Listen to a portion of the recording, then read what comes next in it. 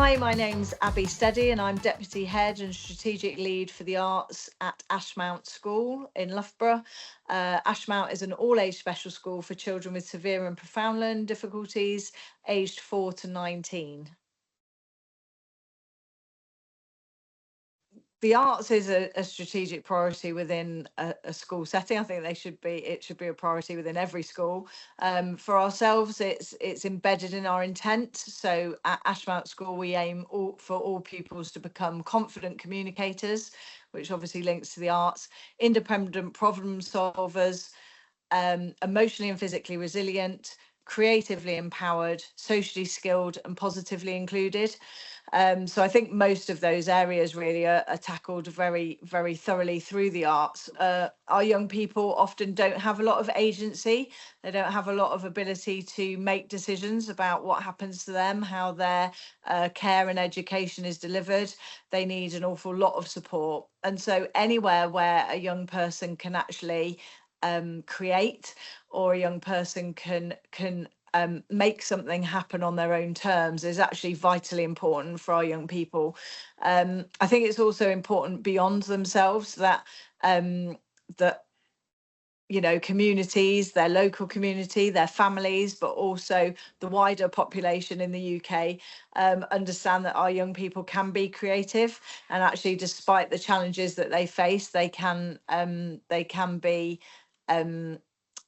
young people that are capable of ideas and communicating those ideas. I think it's of vital importance that our young people have those opportunities, both for themselves and more broadly for society, to understand the importance of our young people, the value of them, and the value of their work. Our young people aren't going to take lots of qualifications. We do have accreditation, but often it's accreditation within the arts that is of the highest level for them, because of the learning difficulties that our young people have. And so actually being able to extend their skills, being able to develop, being able to create their own works is actually of real importance to them and their families. And the arts is just so underpinning to everything else, in terms of, as I said, problem solving, understanding, maths, all of those other maybe academic subjects that our young people struggle with can be addressed so well within the arts. And particularly using the sensory atelier approach means that for once our young people aren't being done to, they're actually, as I say, equal partners in that process. So it's our job to facilitate them to explore their own creativity, and that is so important, and obviously lends itself to the arts specifically, although we are starting to roll out the sensory atelier approach into science and into other areas.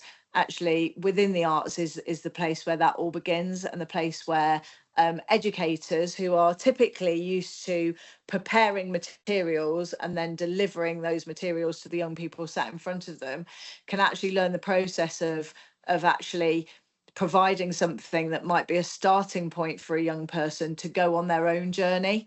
And that's what Sensory Atelier has been all about, and that's what this Artsmark journey as well has been all about: providing an idea, providing a stimulus, providing a starting point, and then scaffolding those young people and developing them and supporting them to move forwards. And that is what we're always hoping for all of our young people, that in every area of their life, in every area of our intent, that our young people become as competent, capable and confident as they possibly can be. And so the arts is a fantastic vehicle for that. I think sometimes, particularly when you look at music in special schools, it can stop at quite a tokenistic level. So it can be, for example, we use music an awful lot. We might use music in our register routines. We might use music to encourage the children to tidy up or cue them into the fact that it's time for assembly.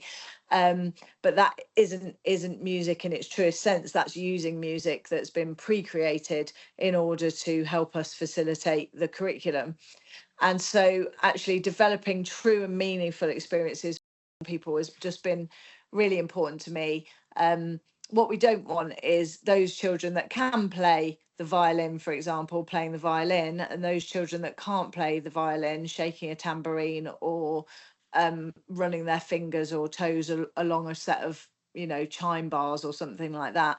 We wanted it to be truly inclusive, and that's what we set out to do, and that's what I believe we have done in this Artsmark journey.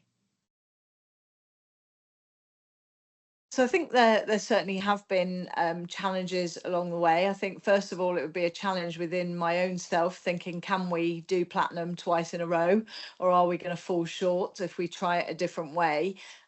Because the standards, as I said, are exacting for platinum. And in a context like ours, there are additional challenges. I mean, a really straightforward one is purely writing up the statement of impact, in that we have so many specific terms and additional things that we have to try and explain. Everything needs additional explanation. So everything takes longer because you're trying to explain what an eye gaze computer is, or how this works, or why this is a complication. So that in itself, I suppose, barriers in my own thought process about, can we do this twice in a row? Do I want to run the risk of falling short for the excellent work that goes on in school? Then it's making sure that you're allowing enough curriculum time and investment and funding and staff time into that process when there's lots of competing agendas. So as a school, we do a lot of research and development work, and I tend to head up the research and development. So at any time I might have 4 or 5 major projects running. And so it's just making sure that there's enough time and capacity to be able to roll that out. And I suppose it's helping everybody catch the vision. I have quite a few different, as I say, visions on the go, and it's about making sure that everybody in school understands why we're doing it, that it's not just for an extra logo on your headed paper. It's not just because we did it last time, but it's actually got value to it. So it's getting everybody on board. I am very fortunate in that leadership and governance are on board, but it's catching the imagination and the understanding of a classroom assistant that maybe doesn't understand why the child's being, I don't know, pulled out of an additional phonics session in order to learn the trombone, for example, or something like that, and helping everybody catch that vision. Having the specialist knowledge within the building in order to access the equipment and use the equipment was quite challenging. So we had a lot of inset and support from industry professionals, but particularly with digital tech music, when those professionals walk out the door, you'd be surprised how quickly you hit hiccups. And so we did have to get someone on board to help me lead the project from a technical standpoint. So that was a challenge.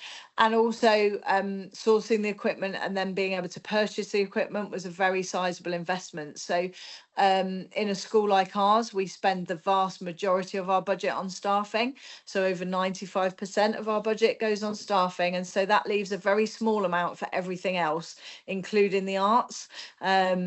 So on average, I think we end up with about £1 a head per subject per child, which is a very tiny amount of money. And then I suppose the last challenge probably that we face is how to roll out the level of expertise required of a Platinum Artsmark journey to teachers who aren't subject specialists, and how we move that project forwards, how we move that forwards into classrooms, so it doesn't become the realm of one person delivering in a room somewhere some secret magic and then depositing the children back, but that it actually does impact the classes and teaching and the curriculum as a whole.